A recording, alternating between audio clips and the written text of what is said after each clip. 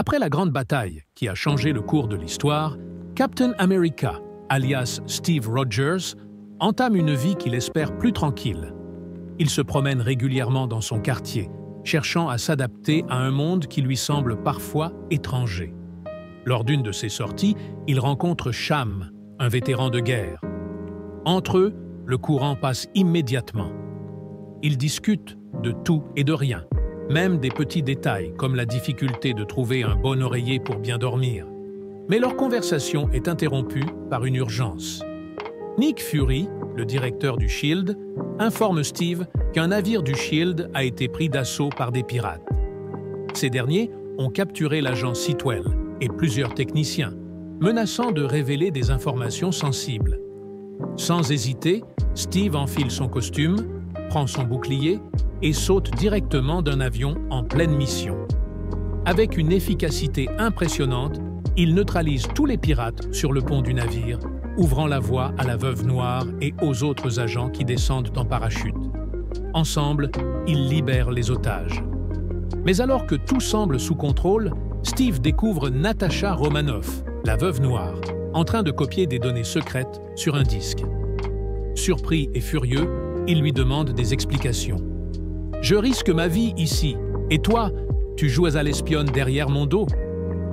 Natasha, énigmatique, répond simplement qu'ils ont des objectifs différents. De retour à la base, Steve confronte Nick Fury. « Encore un de vos secrets, Fury ? Vous jouez avec moi comme si j'étais un pion. » Fury, imperturbable, lui montre quelque chose d'incroyable. 3 immenses vaisseaux de combat en orbite, connectés à un réseau de satellites. Ces vaisseaux, conçus grâce à la technologie de Tony Stark, sont capables d'éliminer toute menace avant même qu'elle ne se manifeste. Steve est horrifié. Ce n'est pas de la protection, c'est de la tyrannie. Vous ne protégez pas les gens, vous les contrôlez. Troublé, il rend visite à Peggy Carter, son amour d'antan, qui vit désormais dans une maison de retraite.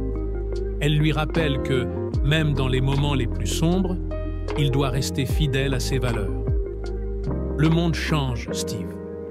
Mais toi, tu peux être une lumière dans l'obscurité. Pendant ce temps, Fury découvre que certaines données du SHIELD sont cryptées et qu'il en est lui-même l'auteur. Intrigué, il demande un délai pour analyser la situation. Mais sur le chemin du retour, il est pris dans une embuscade. Des voitures de police le cernent et une pluie de balles s'abat sur son véhicule. Grâce à son ingéniosité et à une voiture blindée, Fury parvient à s'échapper.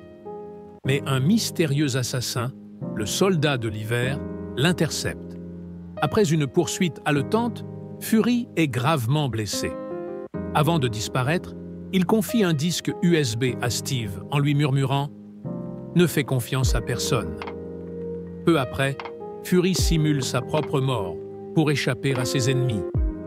Steve, accompagné de Natasha, commence à enquêter sur le soldat de l'hiver. Il découvre qu'il s'agit de Bucky Barnes, l'ami d'enfance de Steve, que tout le monde croyait mort. Manipulé par Hydra, Bucky est devenu une arme vivante. Leur enquête les conduit à un ancien camp militaire, où ils trouvent une pièce secrète. Là, un ordinateur leur révèle une vérité glaçante. Hydra a infiltré le SHIELD depuis des décennies. Leur plan ? Utiliser les vaisseaux pour éliminer toute personne perçue comme une menace à leur pouvoir.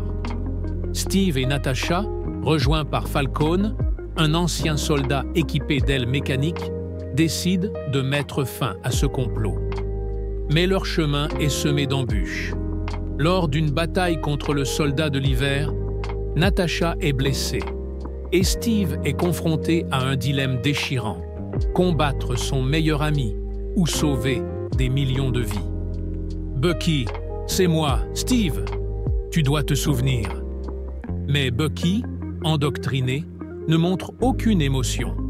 Finalement, le trio parvient à infiltrer les vaisseaux et à remplacer les puces de contrôle. Dans un ultime affrontement, Steve refuse de se défendre contre Bucky, espérant raviver leur amitié. « Je suis avec toi jusqu'à la fin, Bucky. » Ces mots semblent troubler Bucky, qui sauve Steve avant de disparaître dans la nuit. Le Shield est exposé au grand jour et Hydra est démasqué. Mais pour Steve, la bataille ne fait que commencer. Il décide de partir à la recherche de Bucky, déterminé à retrouver son ami et à le libérer de l'emprise d'Hydra. Et ainsi se termine ce chapitre palpitant de l'histoire de Captain America. La suite promet d'être encore plus intense. N'oubliez pas de liker, commenter et vous abonner pour plus de résumés de films passionnants.